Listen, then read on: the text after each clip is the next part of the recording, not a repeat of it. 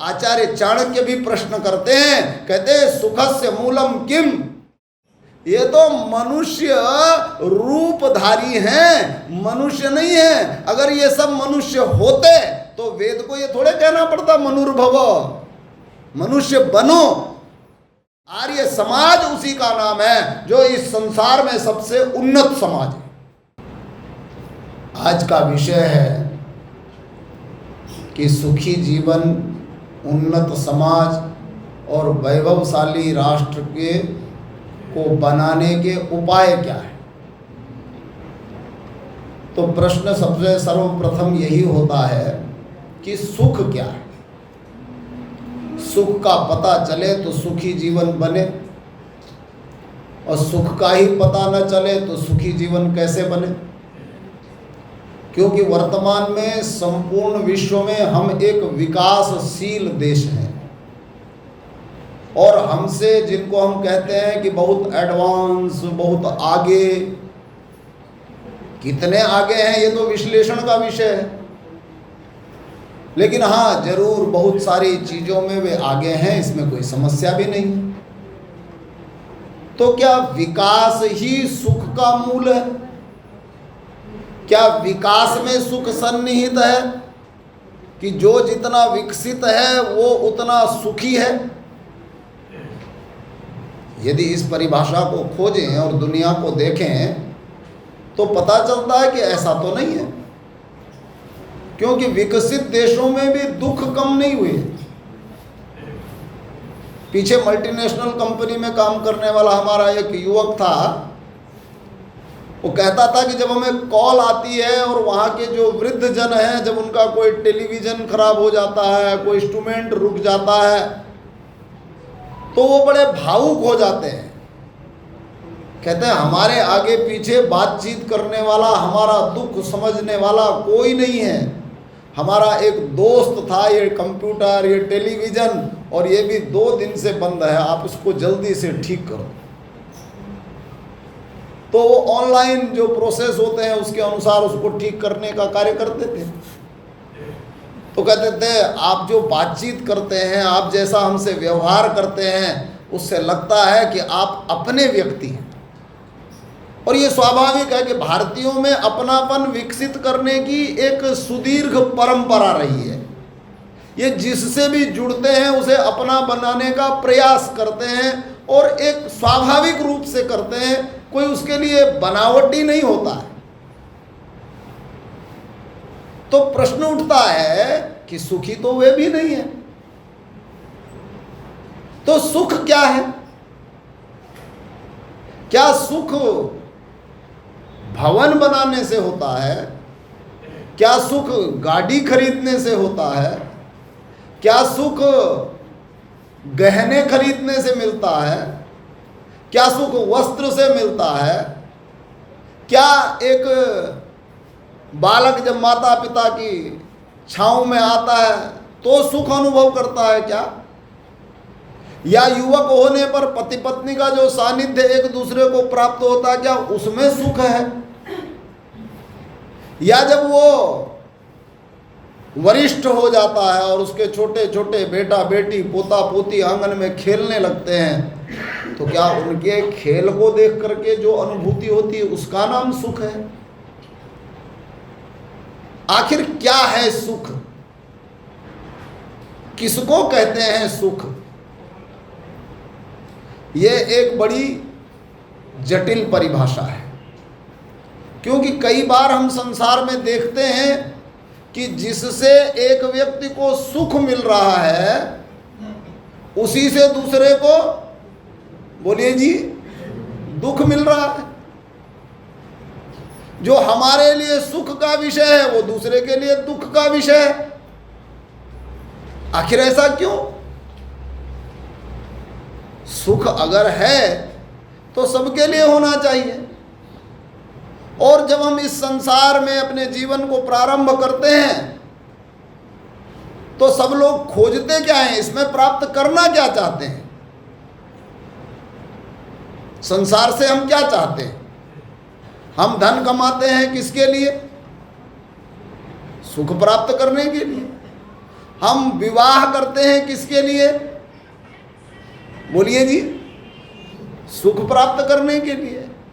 हम भवन बनाते हैं, हम वाहन खरीदते हैं, अर्थात जो जो उपक्रम, जो जो सुख सुविधाएं हम जोड़ते हैं वो किसके लिए जोड़ते हैं? सुख के लिए जोड़ते हैं।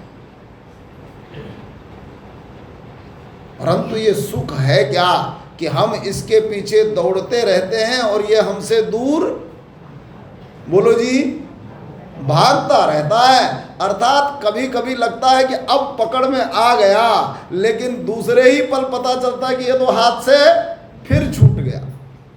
ऐसा क्यों होता है? तो इसके विषय में हमारे चिंतक ऋषि कहते हैं कि यह जो संसार है, अच्छा हम सुख को खोजते कहाँ हैं जी?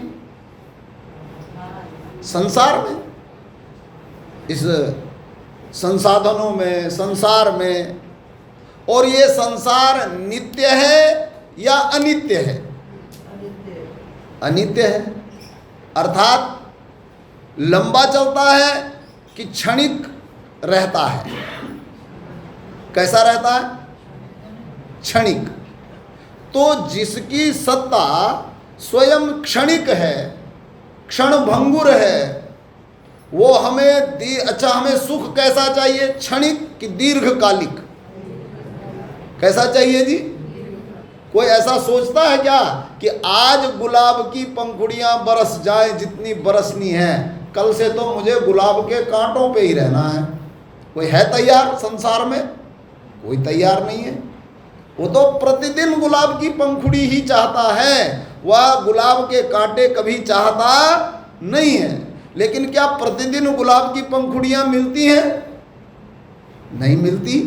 क्यों नहीं मिलती? क्योंकि संसार जिसमें हम ये सुख खोज रहे हैं, ये संसार ही क्षणिक है, क्षण भंगुर है, नाशवान है। तो हमें इससे मिलने वाला सुख भी कैसा है? परिवर्तनशील सुख है, नाशवान सुख है, क्षणिक सुख है। किंतु फिर भी सुखी जीवन के लिए क्या चाहिए मनुष्य को? तो प्रायः आप सब लोग मंत्र दोहराते हैं, स्तुता मया वरदा वेद माता प्रचोदयंताम पावमानी द्विजानाम। तो वहां मांग की है, प्रार्थना की है। क्या कहा है? आयु प्राणम प्रजाम पशुम कीर्तिम द्रविणम और ब्रह्मवर्चसम। कहते हैं इतना मिल जाए तो समझो कि जीवन क्या हो गया? सुखी हो गया। पहले तो है कि हमारा जो श्वास प्रश्वास है जीवन के लिए बहुत आवश्यक, अर्थात सबसे जरूरी है जीवन चलाने के लिए। जीवन कहते ही तब है जब श्वास प्रश्वास ठीक चल रही हो। अगर श्वास प्रश्वास ठीक ना चल रही हो तो जीवन नहीं है, वो तो निष्प्राण हो जाता है। तो कहा प्राणम, अच्छा श्वास प्रश्वास ठीक चल रहा है, जीवन ठीक चल रहा है, तो क्या चाहिए? प्राणम प्रजाम, फिर उसको अपनी बढ़ती चाहिए, अपनी उन्नति चाहिए कि मैं हूँ, मेरा परिवार है, तो परिवार में क्या हो? नए सदस्य चाहिए। और हम कभी कभी उपहास पूर्वक कहते हैं कि वर्तमान में एक परिवार ऐसा है जो अपनी बढ़ती नहीं कर रहा है, अर्थात वंशजों को नहीं बढ़ा रहा है। कौन सा परिवार है जी? आर्य समाज परिवार। बड़ा उपहासास्पद लगता है कि जिस परिवार को इतने लोगों ने बनाया हो और इतना बलिदान देकर के बनाया हो, और उस परिवार के आंगन में जब युवा पीढ़ी नगण्य सी दिखाई देती है तो लगता है कि जैसे हम परिवार बढ़ाने के लिए चिंतित ही नहीं है, उसके लिए कोई उपक्रम ही करते नहीं है। लेकिन जब जब हम मंत्र पाठ करते हैं और जहां जहां प्रार्थना करते हैं वहां प्रजाम शब्द सब जगह आया हुआ है।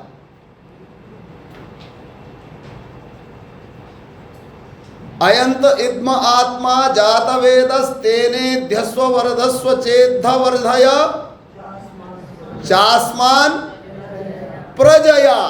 अच्छा, इस मंत्र को आप प्रतिदिन कितनी बार हवन में बोल लेते हैं जी? 5 बार तो 5 घृताहुति में बोलते हैं, और 1 बार पहले समिधादान में बोलते हैं, और 6 बार इस मंत्र को बोलने वाले लोगों के पास भावी प्रजा नगण्य हो तो आश्चर्य नहीं हो तो क्या हो। और फिर स्तुता मया वरदा वेद माता प्रचोदयंताम पावमानी द्विजानम, और यहां भी कहते हैं आयु प्रजाम। अगले वाला तो कैंसिल ही हो गया। कौन सा? पशुम, वो तो किसी के पास है ही नहीं आजकल, है तो एक ही है, कुत्ता। लेकिन सृष्टि के लिए जो विज्ञानी हैं, जो साइंटिस्ट हैं, वो कहते हैं जैव विविधता होनी चाहिए। अजैव विविधता का मतलब क्या है?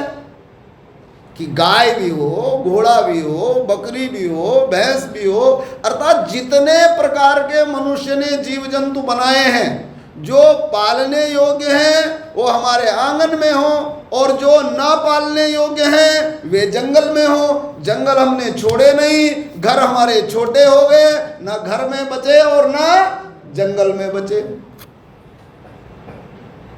और मांग हम रोज रहे हैं, प्रार्थना रोज कर रहे हैं, पशुम प्रजाम पशुम। क्योंकि एक बात याद रखिए, अगर हम सोचते हैं कि पशुओं के बिना हम सुखी हो जाएंगे तो हम बुद्धिपूर्वक नहीं सोच रहे। पशुओं के बिना हम सुखी नहीं हो सकते।